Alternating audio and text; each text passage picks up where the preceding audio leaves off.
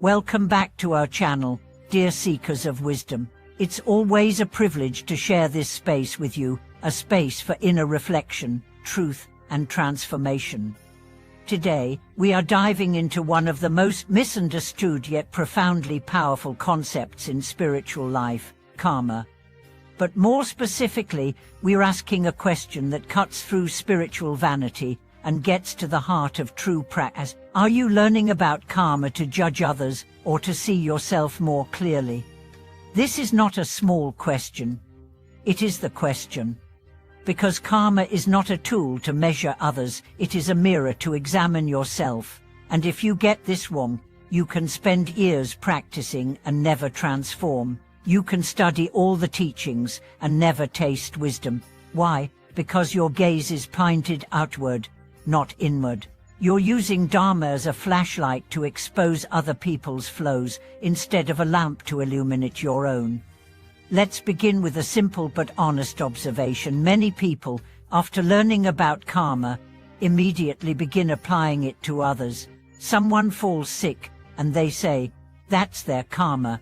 Someone gets into an accident, and they comment, "That's a result of past wrongdoings." Her marriage fails, and the whisper goes, "Bad karma catching up."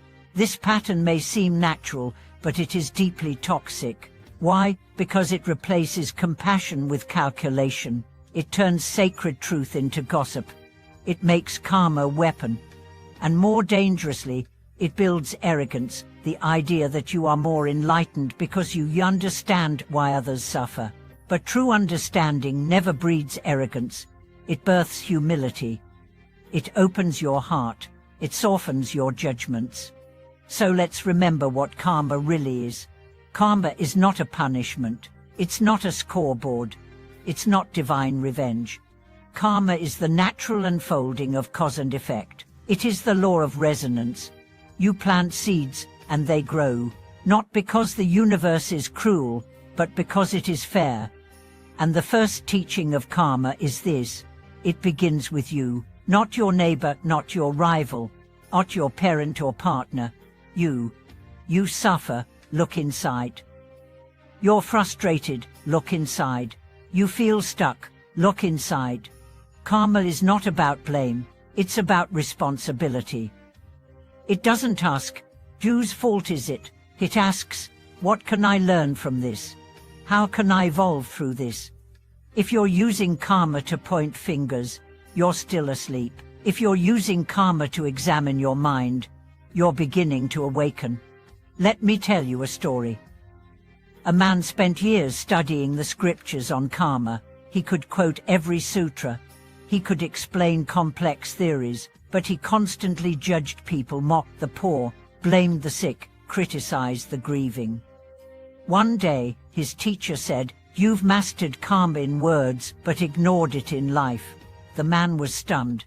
"How?" he asked.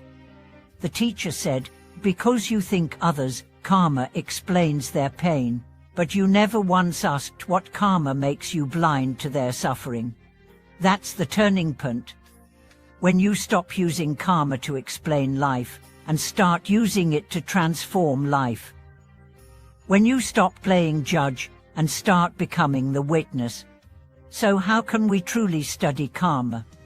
Not through speculation, but through reflection. Not through pointing out others' flaws, but by tracing our own. Ask yourself, what thought patterns keep repeating? What emotions do I feed? What situations do I attract? What relationships mirror my unresolved pain? Where do I blame? Where do I control? Where do I avoid? These are not easy questions, but they are the doorway to freedom, because when you see your karma clearly, you see your power, you realize you are not a victim. You are a creator, and your future is not dictated by luck, it is shaped by every choice you make now. So let's return to the heart of karma, transformation. Karma says, you made this, you can unmake it, you can replant, you can rebuild. And that is the most hopeful truth there is. Now let's talk about another critical aspect of karma, how to deal with the karma of others. Because yes, we are not islands. We live with family, friends, communities. We feel the ripple of others' actions. So how do we respond? First, with empathy. Everyone is fighting a battle you cannot see. Everyone is working through karma you do not understand. So when you see someone fall, don't say, they deserve it, but say, they find healing. When you see someone rise, don't say, they got lucky. Say, may they use their blessings wisely. This is how you purify your own karma, by blessing others, not cursing them. By seeing their growth as your inspiration, not your competition. By recognizing that we are all walking through this great mystery, doing the best we can with the light we have. Second, with boundaries. Compassion does not mean enabling. Love does not mean martyrdom. If someone's karma is hurting you through abuse, manipulation, deceit, you must protect yourself. That too is dharma, that too is spiritual. Because your life is sacred, and you are not here to suffer in the name of spiritual tolerance. There is a middle path: empathy without entanglement, wisdom with warmth, detachment with care.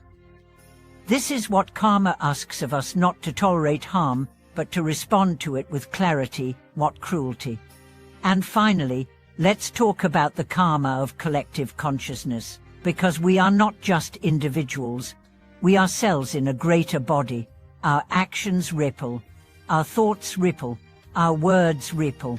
So when we cultivate inner peace, we help heal the world. When we hold anger, we pollute the field. When we choose love over fear, we bend karma toward light, not just for ourselves, but for everyone. This is the new period. Karma is not a law of fear, it is a law of creation. It does not say, be careful or you'll be punished. It says, be conscious, because you are powerful. Everything you think, feel, and do is creating a future. Not just yours, but ours. So the next time you want to say, that's their karma, stop, breathe. Ask instead, what does this teach me about my own path? That shift from external judgment to internal inquiry is where liberation begins. Thank you for walking this journey with me today. If this message helped shift your understanding, share your reflections in the comments. Let us grow not by labeling others, but by illuminating ourselves. Support this channel by liking and subscribing, and let's continue building a field of wisdom together. Thank you for watching this video. May your karma be conscious, your heart be soft, and your presence be a blessing to all beings.